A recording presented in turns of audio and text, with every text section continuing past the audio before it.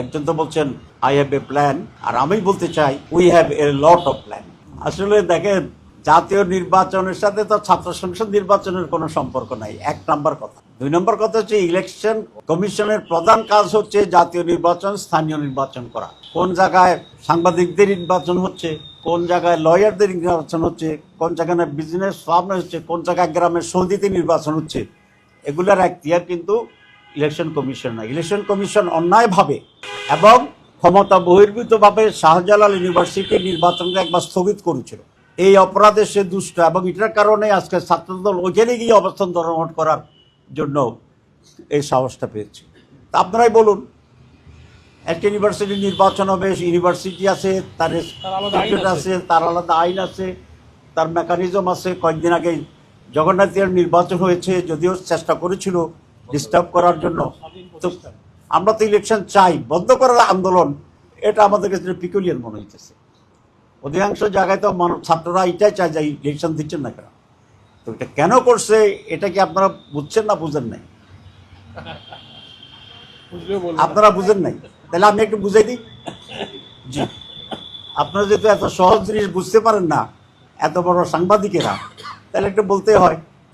এটার কারণ হচ্ছে ডাকসুর পরাজয়, এটার কারণ হচ্ছে চাকসুর পরাজয়, এটার কারণ হচ্ছে রাকসুর পরাজয়, আর একটা কোনটা, তারপরটা হচ্ছে চকসুর পরাজয়। কারণ তারা অনেকেই বলেছিলেন যে ওনাদের নেতা লন্ডন থেকে আসার পরে সব উল্টে যাবে, এবং পরে যখন দেখা গেল আসার পরেও জগন্নাথের রেজাল্ট আগের সিলসিলায় ঠিক আছে। এখন জাতীয় নির্বাচনের পরে শাহজালালে একই ধরনের আরেকটি নির্বাচন, তাদের জন্য কিছুটা বদহজমি তো হইতেই পারে। তারা 5 বার যদি পোলাও খায় তাহলে তো বদহজমি হবে। তারা এটা চান না যাদের কাছে আরেকবার পরিষ্কার করতে, যে শুধু ডাকসু জাকসু রাকসু জকসু নয়, সিলেটের লোকেরাও, ইউনিভার্সিটির লোকেরাও ওনাদেরকে ভোট দিবেন না। এটাই একমাত্র কারণ, আর কোনো কারণ নেই। এখন বুঝছেন, জাতীয় নির্বাচনের প্রভাব এটাই ফেলবে যে যারা এ সমস্ত ইউনিভার্সিটির ভোট দিছে এরা এই জাতিরই একটা অংশ। এরা বাংলাদেশের বিভিন্ন গ্রাম থেকে এসে এখানে লেখাপড়া করছে। তো যে লোকটা ডাকসুতে শিবিরকে ভোট দিছে, সে বাড়িতে গিয়ে তো আর ছাত্র দলের পক্ষে থাকবে না। সুতরাং এটা খুব পরিষ্কার যে এই সকল নির্বাচন এদেশের মানুষের মাইন্ডে, শুধু জাতীয় নির্বাচন না, প্রত্যেকটা বিষয়ে মানুষকে প্রভাবিত করছে। ফখরুল সাহেব বলছেন যে এসব ছাত্র নির্বাচন জাতীয় নির্বাচনের প্রভাব ফেলবে না। যদি এই সবগুলোতে ছাত্রদল জিতত, তাহলে উনি কিন্তু বলতেন এই 5টি জায়গাতে এটা প্রমাণ হয়েছে জাতি জামাত ইসলামীকে চায় না। যেহেতু জামাত ইসলামী ছাত্ররা জিতে গেছে, এই জন্য উনি বলছেন যে এটা কোনো প্রভাব পড়বে না। আপনারা এই গল্পটা জানেন না? এক কৃষক গরিবের ছেলে কলেজে ভর্তি হয়েছে ইউনিভার্সিটিতে, তো জমিদার বলে তোমার ছেলে কেন ভর্তি করছে, সে তো পাশ করতে পারবে না। যখন পাশ করছে বলে যে চাকরি পাবে না, যখন চাকরিও পাইছে কয় বেতন দিবে না, যখন বেতনও পাইছে ওইটাতে বরকত হবে না। এটা জানেন না? জানেন না।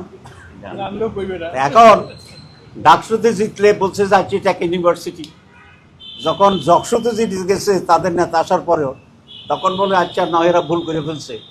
এখন শাহজালালের সে অবস্থা। ইনশাআল্লাহ আপনারা সহ এদেশের মানুষ সচেতন, এবং এদেশের মানুষ পুরানো সাদাবাজি, দখলবাজি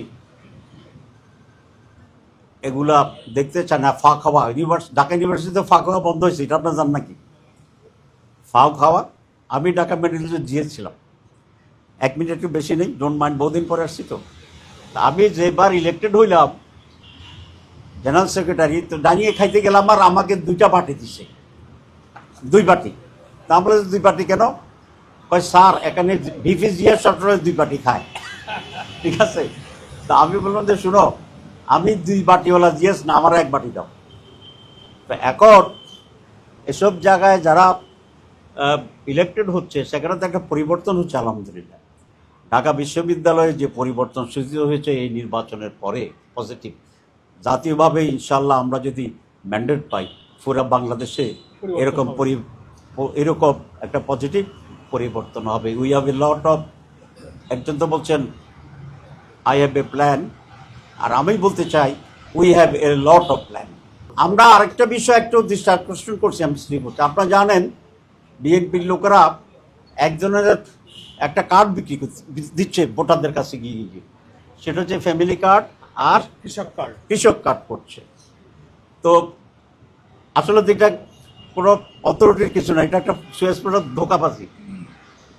তো এখনই তারা নির্বাচনের আগেই ধোঁকাবাজি রাষ্ট্র নিচ্ছে মানুষকে বিভ্রান্ত করার জন্য। তো নির্বাচনে বিজয়ী হইলে কি হবে এটা তো খুব স্পষ্ট। আজকে আমরা চিফ অ্যাডভাইজার সেটা বলেছি, এটা একটা অবৈধ। চিফ ইলেকশন কমিশনকে আমরা বলে আসছিলাম এটা অবৈধ, এটা থামানোর ব্যবস্থা করতে হবে, এবং এটা এলাকা এলাকায় মারামারির সূচনা করবে। তো এবং আচরণবিধির লঙ্ঘন। Next level, well done, side by side, free.